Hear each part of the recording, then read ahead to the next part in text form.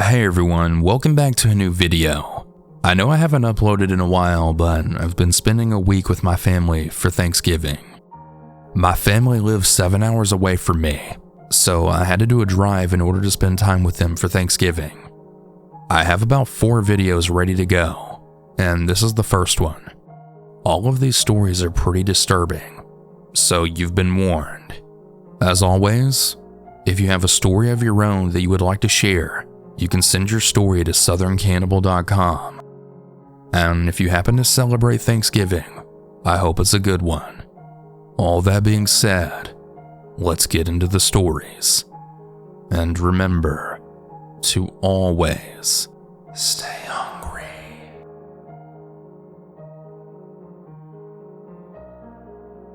Before I begin this story, I want to say that I've linked a news article in the description if you want to check the validity of this story. Anyways, let's continue.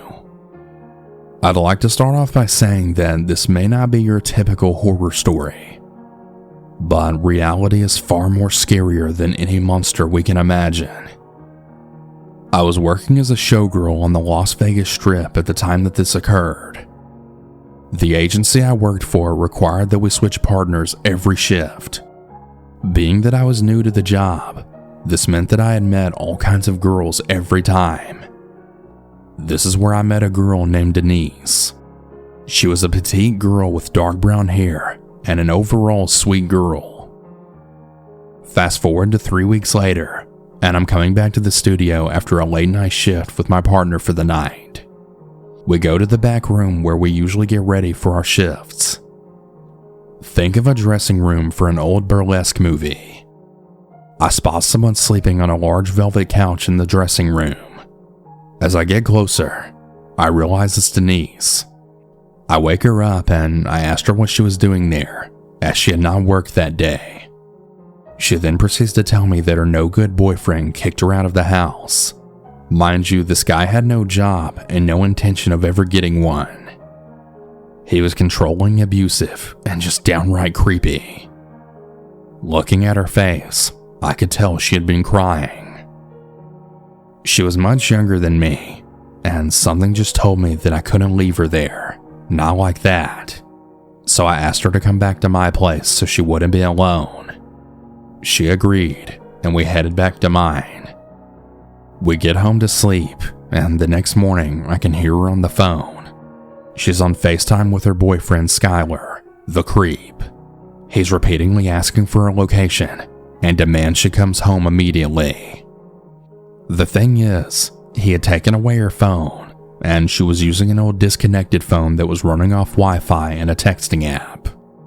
He continues to call and gaslight her, along with several texts, ranging from calm to complete bad shit. She's trying to get an Uber, but he has her phone, and he won't provide her with the code. I had offered to drive her several times, but she just refused each time. After some time, she then realizes she's not getting anywhere, and agreed that I drop her off. I drop her off at the front of her apartment complex, and sure enough, he's waiting there. I wave to her and drive off, and I just go on with my life. A week and a half goes by, and I'm at work, chatting with one of the girls. I had then asked her about Denise since I hadn't seen her at work lately. Her face drained of color, and what she said next still haunts me to this day. Apparently Denise and her boyfriend had been having an argument. The usual, him accusing her of cheating. Denise ended up calling a girlfriend of hers, letting her know that things were getting heated. The girlfriend ends up letting her boyfriend know, and they decide to head over to Denise's apartment. When they get there, they go inside the apartment, where a confrontation then ensues. The friend's boyfriend begins to lecture Skylar about his mother being a victim of domestic violence, with a not-so-nice ending. This apparently sent Skylar into a rage. He then went into the kitchen, where he grabbed a knife and proceeded to stab the man right in front of Denise and the man's girlfriend. When the police showed up, they found him sitting outside, covered in blood. He just kept muttering how it was self-defense. I was in shock, and honestly mortified knowing I'd been so close to the presence of evil. I still can't believe this happened to this day. Once again, I've included a link to the article about the incident.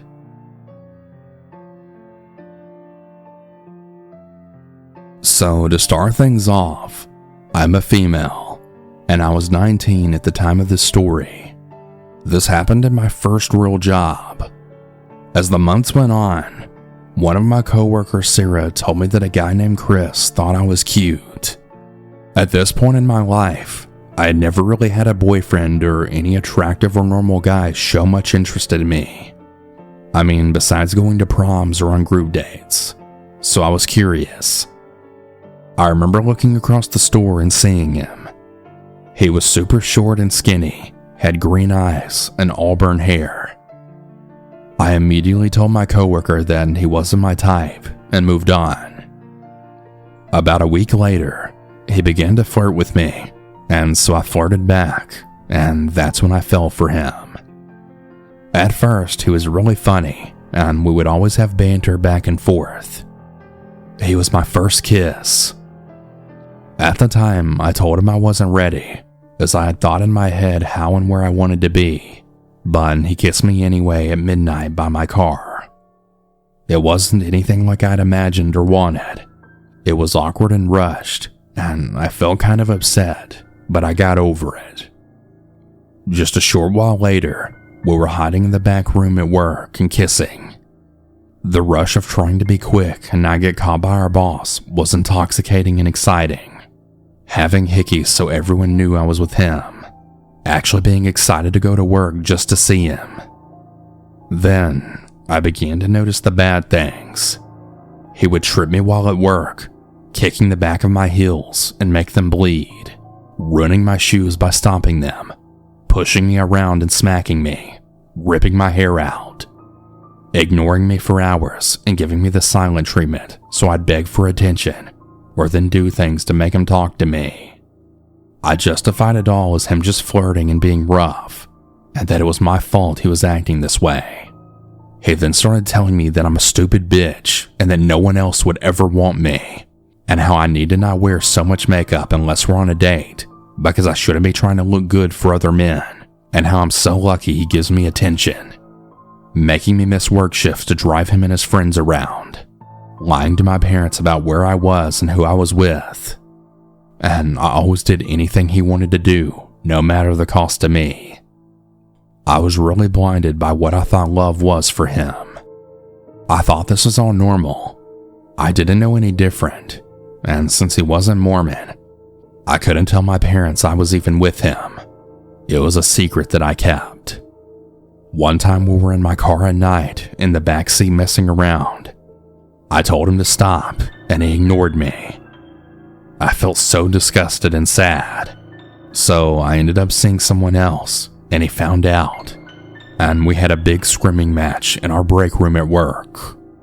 Him telling me I'm a slut, and me shouting he's just mad because I didn't have sex with him and did with someone else. All of our coworkers were sitting there eating while shocked, and I had no shame. I wanted him and everyone to know I hated him. After that, I ended up moving on and I found a new job, as I no longer wanted to see or talk with him.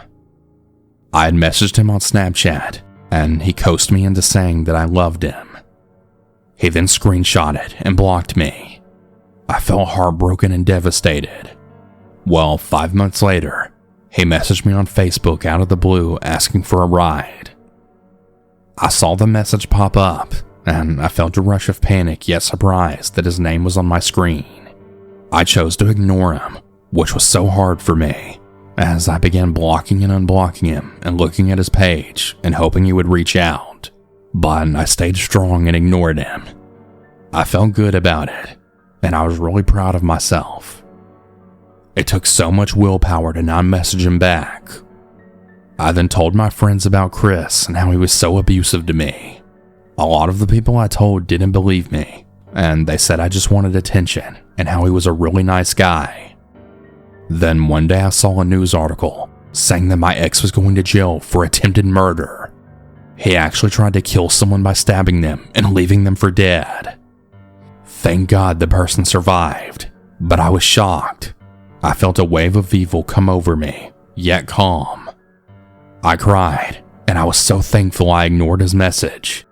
I also found out that at the time that he messaged me, he was actually on the run from the police. If I'd helped him out, I could have gotten in trouble as well. I ended up sending the article to all the people that didn't believe that he hurt me. As soon as they read my message, I blocked them.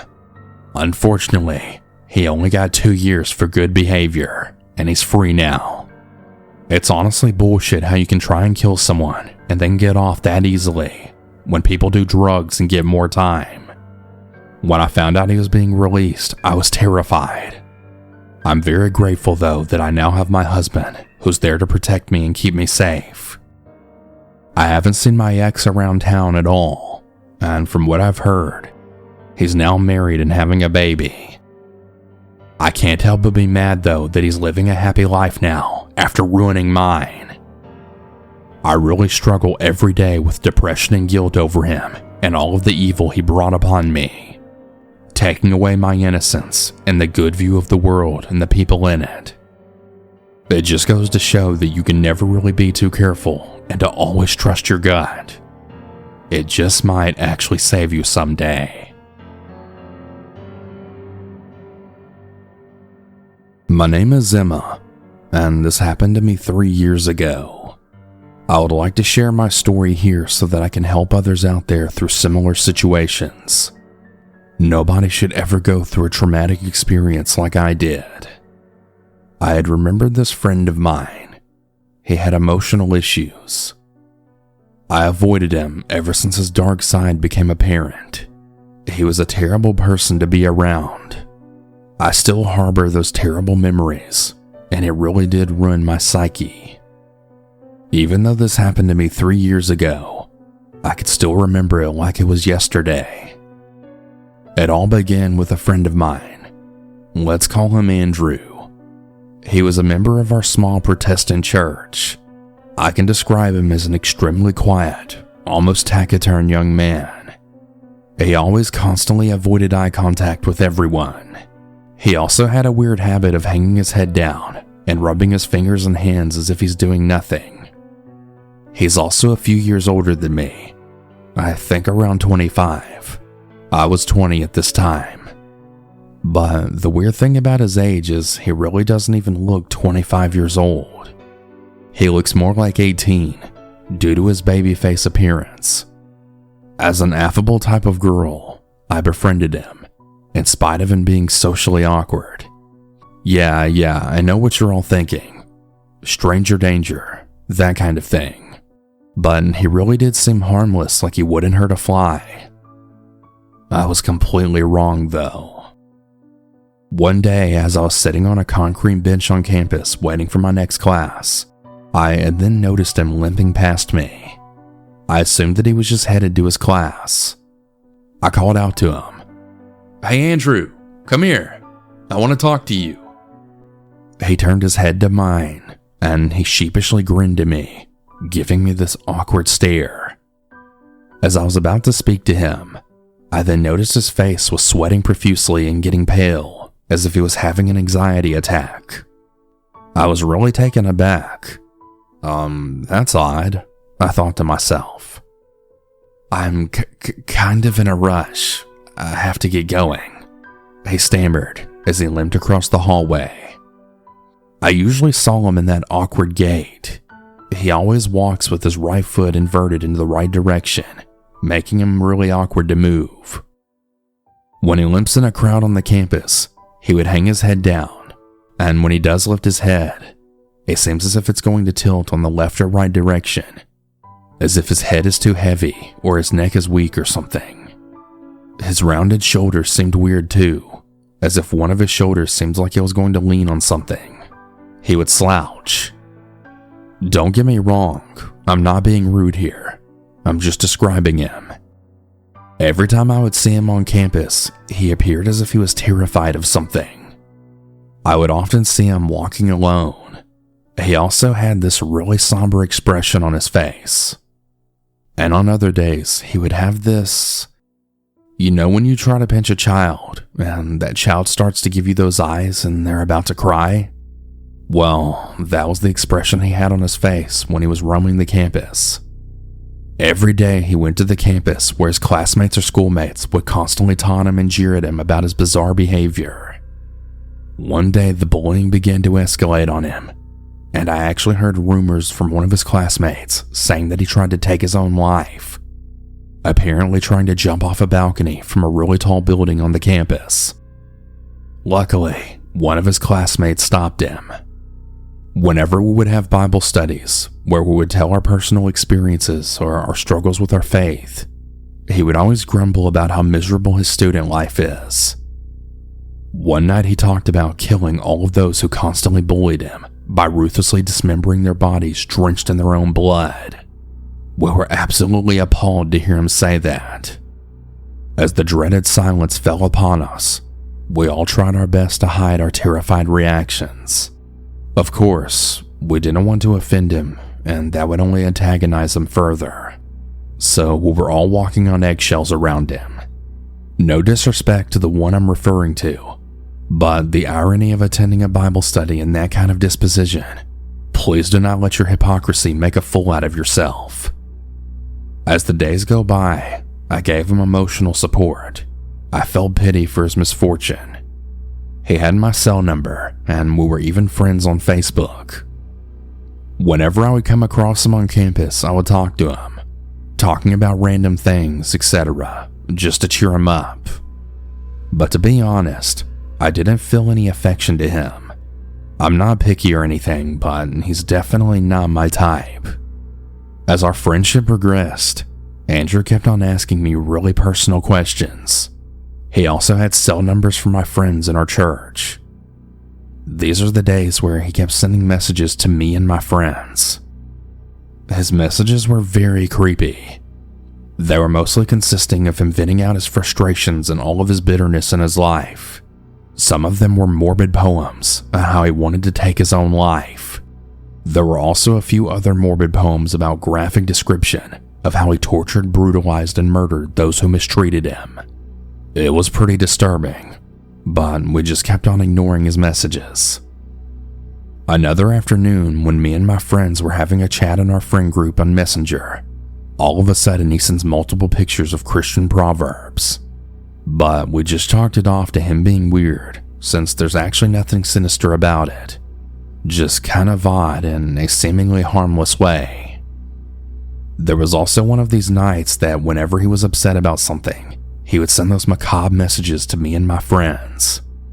Eventually, we began to feel very apprehensive about him. All of my friends immediately deleted and blocked his number. To make matters worse, on one occasion, in a group chat on Messenger, Andrew had a quarrel with one of my friends. We'll call her Lila. It was really unsettling. We have absolutely no clue on why he was acting like this. We didn't even know of who he was actually referring to. He just belligerently began to rant in the group chat like a deranged madman. I'm gonna go ahead and tell you what their conversations in the group chat were. Andrew began to rant. Bloody hell, I'm getting so sick of this damn life. Every single day you damn pigs torment me. I hope you all die and burn in hell. You're all spiteful, inconsiderate, biased, and superficial slandering snakes. Oh, how I feel the heat of animosity that I bear towards all of you. How could you? You pit of infernal slithering serpents. You arrogant swines. I'm going to kill all of you. There's no words to describe the anger and frustration I'm feeling right now. You're all like a cancer to my health. You make me ill. The toxicity of your spite rips away my dignity. My apologies. May God have mercy on us all. Hey, are you okay, Andrew? Layla asked, bemused. No, I'm not okay. I'm infuriated, Layla. He snapped. Okay, I'm just asking. Don't be too grouchy, Layla retorted. Don't be mad, Layla. I'm just frustrated, is all, he said. I'm not mad, I'm just asking if you're fine, she replied. After that, Andrew went berserk, and he mistook Layla's remark as an insult. Because of his seething resentment, he belligerently sends multiple angry emojis and stickers in the group chat. Red flags were screaming inside our heads. We all just thought to ourselves, is he insane or what? Me and all my friends then quickly left the group chat. After that ordeal, the minister removed him from our chat group. That's how unpredictable he could be. We decided to avoid him ever since, but he still kept talking to us. Needless to say, we had no choice but to tolerate him. One day, I received several messages from him. There were at least 100 messages. His messages ranged from seemingly harmless questions like, "Hey, how are you?" to more alarming ones like, "Are you alone? Where are you? Lord only knows, Lord only knows. I know you're lying to me. You're a hypocrite, you know that? You're the only one who understands me. I love you. I know what you're thinking. Talk to me, white girl. You know I can do this all day." The rest of his messages were creepy poems about how he vividly describes my beauty and on how he developed such an infatuation about it. My stomach dropped as I was reading them. The vile feeling of being violated suffocated me. Revolted, I replied back to him with the most abusive remarks that I could think of. It took him a while to answer until he finally apologized. Needless to say, I just simply ignored his message. Then, Andrew began calling me every single day. I was constantly receiving multiple messages, missed calls, and chat messages from him. All of it just pleading and begging for him to be friends with me again. Now, I was starting to panic to the point that I actually broke out into tears. I immediately blocked his number and on Messenger. A few weeks passed with no harassment. However, on one afternoon, I felt really guilty, because after that whole ordeal, one of my friends told me that he was apparently getting seriously ill, only because of me not responding to his messages. Apparently his life was in a downward spiral as he was battling deep depression. Because of his declining physical and mental health, he was getting terribly thin, deprived of sleep, with dark circles under his sunken eyes, accentuating his gaunt features. And then to make matters worse, he constantly contemplated on taking his own life, and that would be the only option to escape his agony. I took pity on him, as I was then forced to swallow my pride. I tried to think of nicer things to say to him. I managed to message him saying, "Hey, so what if you kill yourself? Why would you constantly harass me when you obviously know that I had a boyfriend? I'm not the reason you're deeply depressed. You're the only one causing that. You know what? You really need to stop tormenting yourself." Once I sent my message to him, I waited for him to reply. I waited for a few minutes until those minutes turned to hours and I didn't receive his reply. Until it suddenly dawned on me that he wouldn't even bother to respond. That dawning realization exasperated me. I bitterly thought to myself, whatever. I'm not gonna waste any more time with this pathetic neurotic sicko. Get lost. Get a life, you loser. Then there was this one night that he called me again out of the blue. "What is your problem?"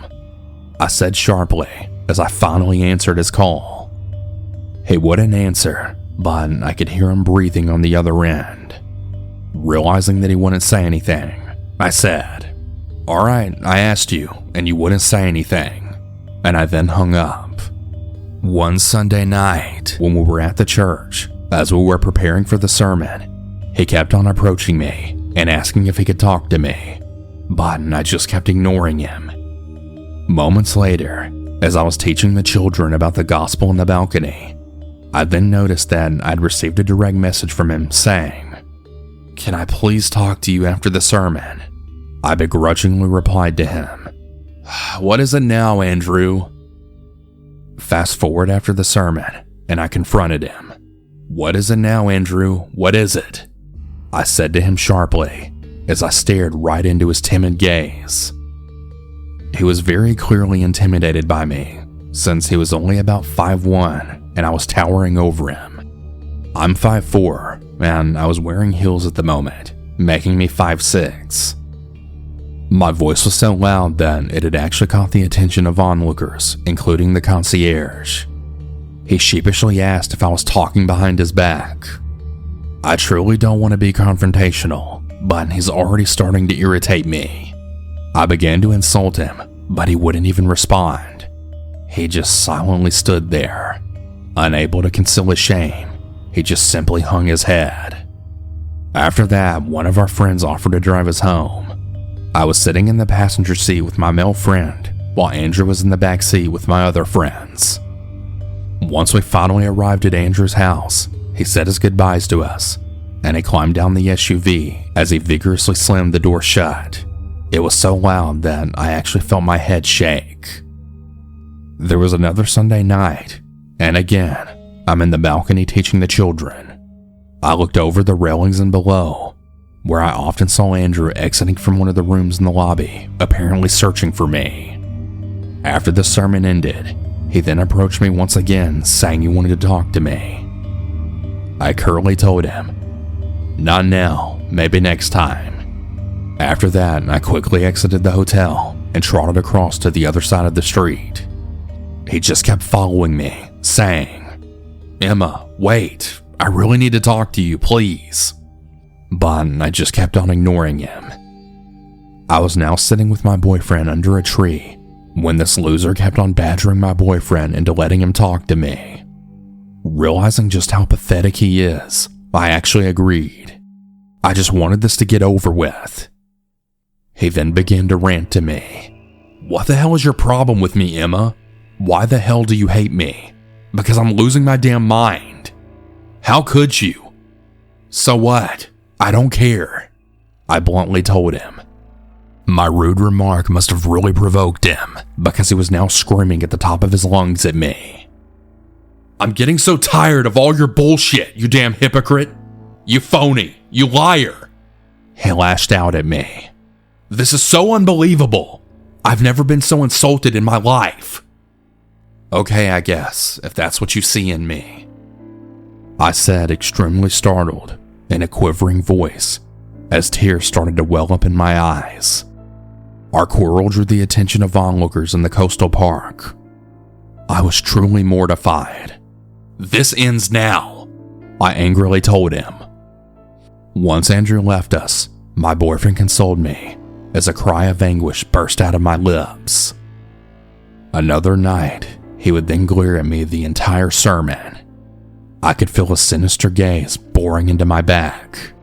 When eventually the sermon had finished, I chatted for a while with my friends, and after that, I decided to head back home. I first asked one of my male friends if he could drive me home, which he agreed. As I was about to get to my friend's motorcycle, Andrew suddenly stood up, screaming and pointing his finger at me, blaming me for what he thinks I'm doing to him. The rage in his eyes made my blood run cold. I was preparing myself to fight back, ready to lash out at him. I'm also well trained with martial arts, so I wouldn't have any trouble fighting him. Unfortunately for me, however, my friends started to physically restrain me with all the strength they could muster. "Let go of me," I demanded them. "You've totally ruined my night," I bitterly told him as my friends were still holding me. I was beginning to sob at this point. As my friends are starting to release me, I then insulted him by saying he's sick in the head. "I didn't do anything wrong to you, Andrew," I whimpered as I added. After that, I went sobbing and wailing uncontrollably the whole drive home. I just kept on trying to forget it, but it just wouldn't leave my troubled mind. I spent my days bawling in my bedroom ever since that psycho tormented me. I was in constant emotional pain due to his emotional instability. After that night, I had asked all of my friends what happened to him. It turns out that all of my friends, including the pastor and minister, really tried their best to counsel Andrew. And of course, they warned him if he tried all of this again, he would be expelled from the church. Every time there was a Bible study, our minister decided to set up a separate schedule for the both of us. He can attend as long as I'm not present. However, there is one event in the church that he still requested to attend despite my presence. The minister pondered for a moment before then replying. He finally agreed, but on only one condition, as long as he doesn't approach me. Andrew was elated by this, and he assured the minister that he would be on his best behavior. I was so not happy about that, especially with what happened that night. Remembering the torment I suffered from that pessimistic sociopath makes me ill. As the days would go by, we constantly avoided each other as if we never existed. I never want to talk to him again. It was truly the straw that broke the camel's back. Be very careful, folks, of who you befriend. Be vigilant. You really don't know if you're comforting a sociopath. And to you, Andrew, I really hope you find the help that you so desperately need.